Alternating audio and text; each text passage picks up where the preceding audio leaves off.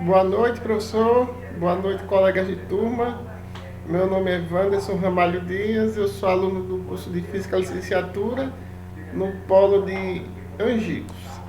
E eu estou aqui para apresentar para vocês aqui o meu trabalho de avaliação da primeira unidade da cadeira de Libras, Teoria e Prática, da UFESA, curso à distância.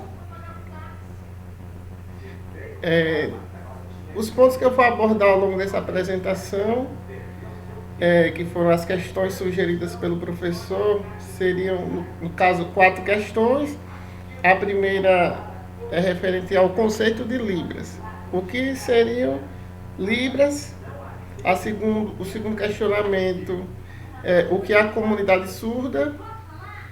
A terceira questão, a trajetória dos surdos ao longo dos anos. E a questão final seria a cultura e identidade surda.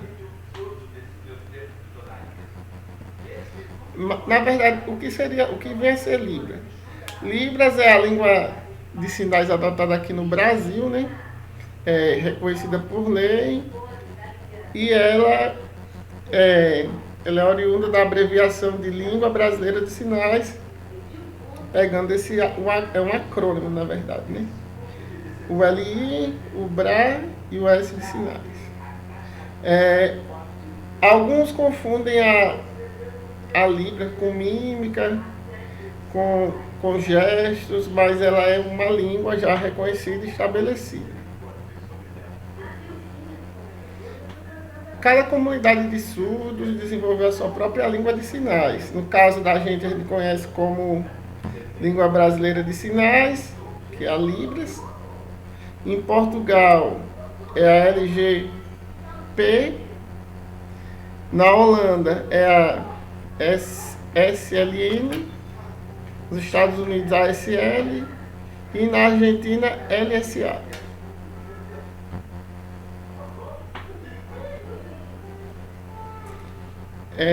Passando para a segunda questão, o que vem a ser comunidade surda? A comunidade surda, ela se refere a um conjunto de pessoas, né? Que é o próprio deficiente, o próprio surdo, os familiares, tradutores, intérpretes e as demais pessoas que compõem o ciclo social daquele indivíduo, né? Portador dessa limitação.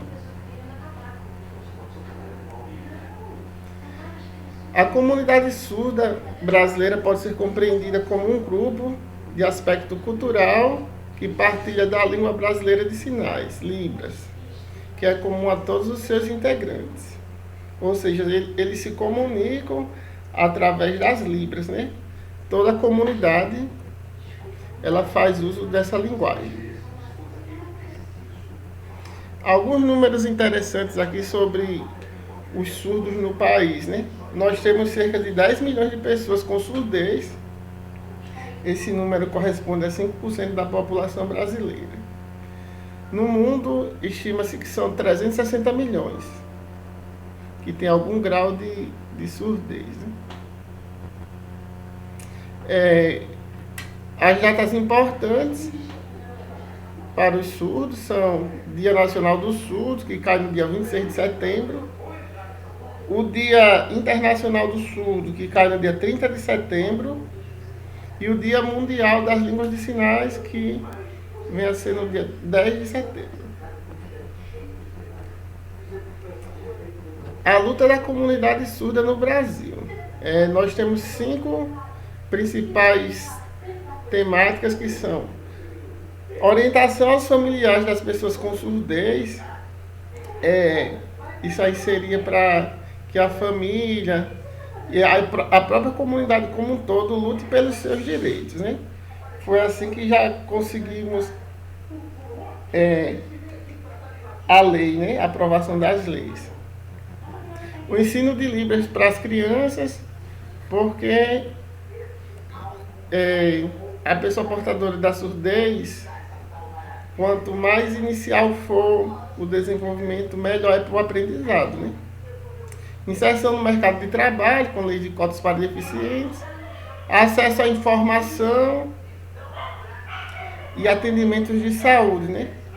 Porque ela ainda é muito restrito a profissionais da saúde que você não vê um intérprete, você não, como por exemplo numa sala de aula, que tem um acompanhamento de intérprete na saúde, já é mais limitado nesse sentido.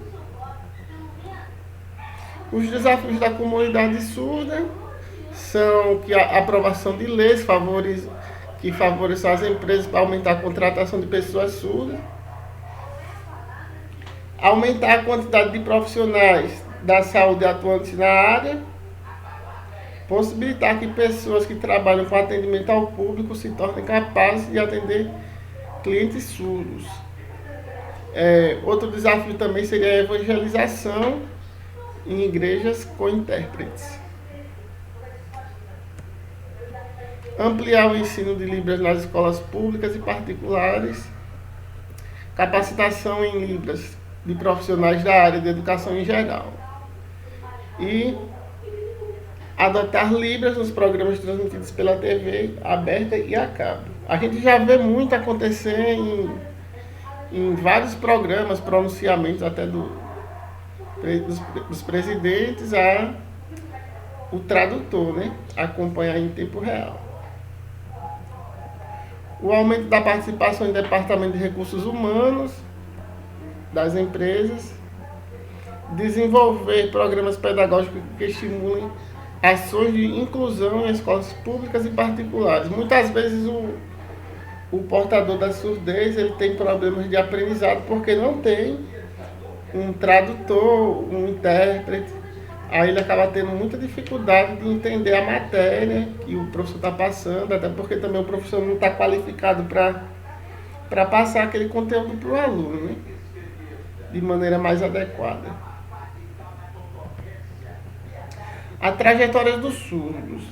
Vamos começar pela Idade Antiga, de 4.000 a 3.500 a.C. Os surdos eram adorados como deuses no Egito. De 384 a 322, acreditava-se que os surdos não eram capazes de raciocinar e nem de aprender, né? Por consequência disso. O filósofo Sócrates, em 476 d.C., defendeu a ideia de que surdo poderia se comunicar através de gestos. O bispo John começou a educar os surdos. Na Idade Moderna, de 1453 a 1785, em 1453 surge a possibilidade dos surdos aprenderem por meio de sinais. Já era o princípio do rudimentar da adoção de uma língua, né? Em 1453, Bartolo de la Marca, advogado e escritor, possibilitou ao surdo aprender por língua de sinais, tornando-se um fato histórico. De 1501 a 1576, ainda na Idade Moderna, Girolamo Cardano, que era filho de Bartolo, afirmou que era um crime não instruir surdo. Pronto, já começou a conscientização em relação às demandas dos surdos, né? De 1520 a 1584, Ponce de León foi o primeiro professor para surdos e estabeleceu a primeira escola para surdos. Melchor de Ebra, de 1526 a 1586, escreveu o primeiro livro de alfabeto, manual chamado Refugium Infirmorum. Em 1579 foi inventada a datilologia. No ano de 1620, John Pablo Bonnet publicou um livro de educação para surdos. É, John Bower, em 1644, foi o primeiro criador do método de comunicação entre ouvintes e surdos. E já começou a desenvolver, né? A ideia da língua dos sinais, no caso seria já um rudimento da língua como a gente conhece hoje. A partir de 1755, o fundador da primeira escola do oralismo puro na Alemanha, em 1778, foi fundada por Samuel Heinecke. Em 1783, surge a primeira escola para surdos em Roma. Em 1759, na França, surgiu o primeiro dicionário com regras sintáticas, né? Charles Mitchell, 1712 a 1789, publicou o primeiro dicionário de sinais e fundou 21 escolas para surdos na França e Europa. Você vê que ao longo do tempo, o pessoal lá da Europa, eles deram já um pontapé inicial, já estavam à frente, né? Da conscientização, da inclusão do surdo, até na sociedade, para ele se comunicar, para ele interagir, com a fundação de escolas, com a divulgação de livros, dicionários, enfim. Vamos continuar aqui um passeio pela... Chegamos agora na Idade Contemporânea, com Jean Itard, de 1774 a 1838. Esse médico ele ficou conhecido no século XIX. Ele era cirurgião e especializou-se na audição e suas doenças. Isso aí já foi um grande upgrade em relação ao tratamento, né, das pessoas surdas, que dependendo do seu grau de surdez, você pode, por exemplo, fazer uso de aparelhos auditivos, que vai melhorar bastante, né? Joseph Marie Baron, de 1772 a 1842, trabalhou no Instituto Nacional de Surdos em Paris. Thomas Hopkins, de 1787 a 1851, ele viajou até Paris, aprendeu a língua de sinais e trouxe um aluno para implementar nos Estados Unidos um curso de língua de sinais, né? Alexander, de 1819 a 1905, era professor de surdo e queria criar uma fala visível. Um sistema que utilizava desenhos, lábios, garganta, língua, dentes, palato, e os surdos deveriam repetir movimentos indicados. Graham Bell, defensor do oralismo, julgava a língua de sinais imprecisa e inferior à fala. Algo totalmente inaceitável nos dias de hoje, né? Em 1880, no Congresso de Milão, o Império Oralista, a língua de sinais foi proibida e oficialmente, com a alegação de sinais, destruiu a capacidade de fala dos surdos. Ou seja, que eles deram um passo para trás, né? No final do século XIX. Já tinham avançado bem e conseguiram retroceder.